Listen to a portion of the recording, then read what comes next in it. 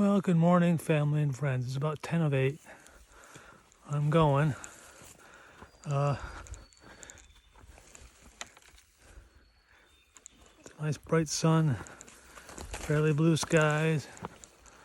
Once again, while I was getting ready, somebody walked by. Fortunately, I was far enough off trail. I don't think they even had any idea it was there. But, yeah,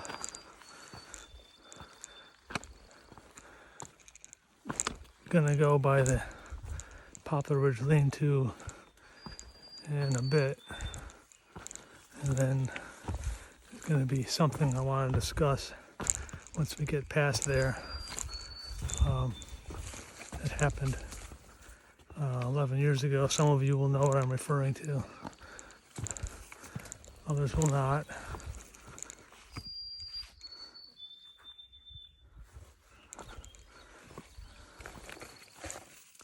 I think I must have disturbed some birds nesting again. Oop.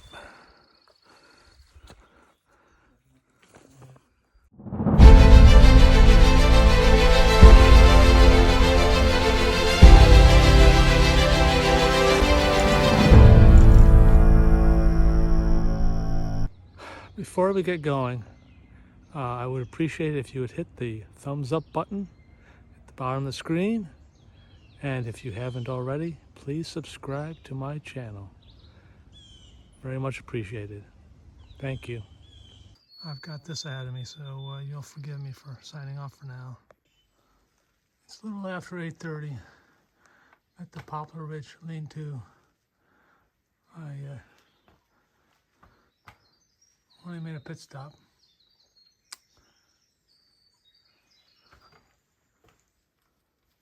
I was going to say somebody left their trekking poles, but it looks like at least one is broke. I know from personal experience that's a useless trekking pole.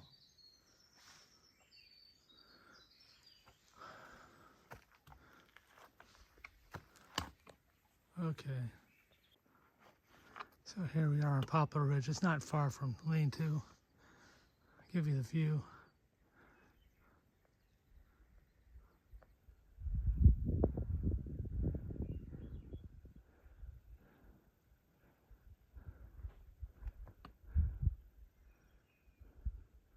I think that's back the way we came, where I came.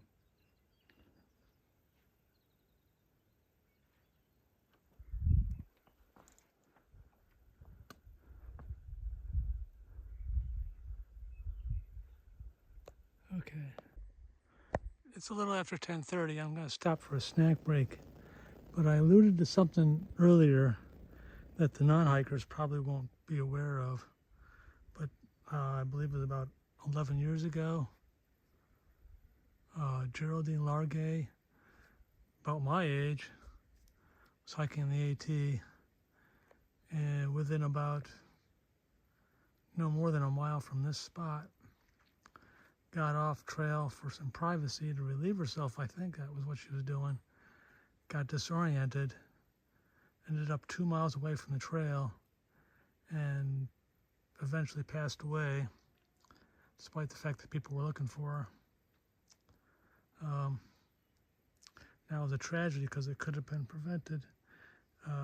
Nowadays, if you've got a satellite messenger or the Far Out app on your phone, you can either get rescued without cell phone coverage, because she didn't have cell phone coverage signal at that point, or find your way back to the trail. Now I've got both, so plus a compass, so I don't think that fate would befall me, but it's very easy to get away from the trail and disoriented, because if you look around, the woods are, and they have been for quite a while, pretty dense.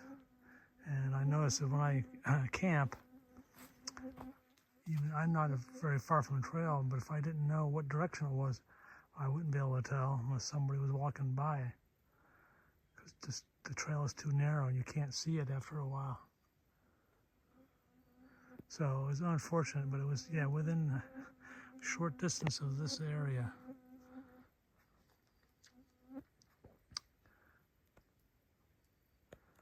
Yeah, her body was found 2 years after the fact. The hikers among you will have heard the story, so you can correct me if I got a detail wrong. Okay, I need to eat. It's a little after 11. There's this little view. Thought I'd share. Okay. It's about 11:45. I just had to cross the stream. I couldn't find a place where I could completely keep my feet dry by rock hopping, so I took my socks and insoles out, and I got my feet in the water a few times, but hopefully the shoes will dry out soon. Now they're gonna go. The trail's gonna go uphill after all that downhill. For the non-hikers watching this, that's where I had to come up immediately after the stream. If it's Maine, the AT must be vertical up and vertical down. Okay, about 12 o'clock. This is just a couple minutes later. There's a little cascade here for you.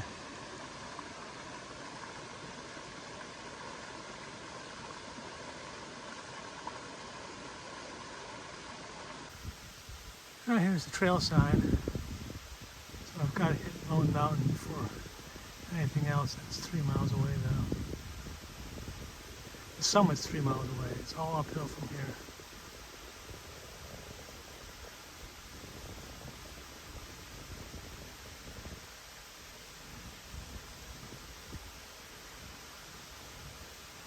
Except for on the bottom sign, except for Poplar Ridge, all those things I did yesterday.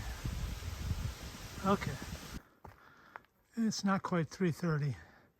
Finally reached the summit of Lone Mountain. As you can see, there's no views here. It's well below tree line. The climb up was a bit of work because of the heat and humidity. The trail wasn't bad. Still, I think I'm going to the Spaulding Mt Lean-to. I'll see what time I get there. Okay. It's about 10 after 4. I'm about halfway between Lone Mountain and the Spaulding Mt Lean-to. I'm guessing unless the terrain looks really favorable, I will stay at the lean-to in the camp near the lean-to tonight. Okay. It's 20 of 5.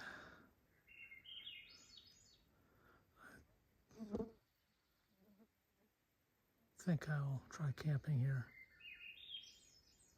assuming there's a site for me to camp. I hear voices. So I'm all set up. I'm fixing dinner now. I'm at a tent site associated with the shelter. I took a few steps up the trail to see if the terrain would allow me to camp, and it didn't seem like it was going to, so I decided to stay here. So I'll have a climb in the morning.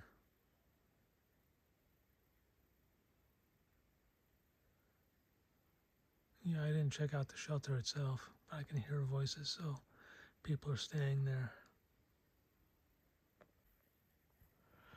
Well, to be honest, I almost forgot to do the end of the day wrap up. So it was only a 9-mile day, but that was partly because of that steep descent this morning, which took forever. And you'll recall we went through the area where Geraldine Largay met her tragic end. But, people learn a lesson from things like that.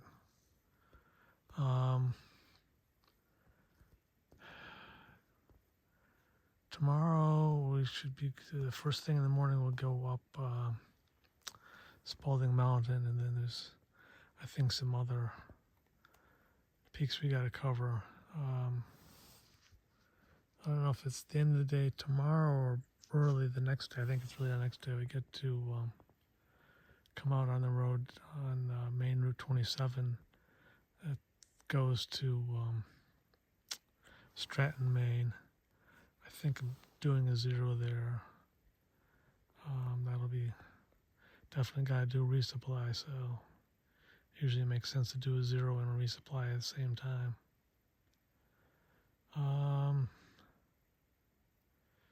Yeah, hopefully, I think the trail is getting a little less challenging in terms of making time.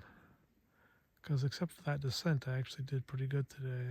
A lot of the trail was, relatively good shape. So I could go quickly when I wanted to. Hopefully we'll see more of that. Well, anyway, have a good night.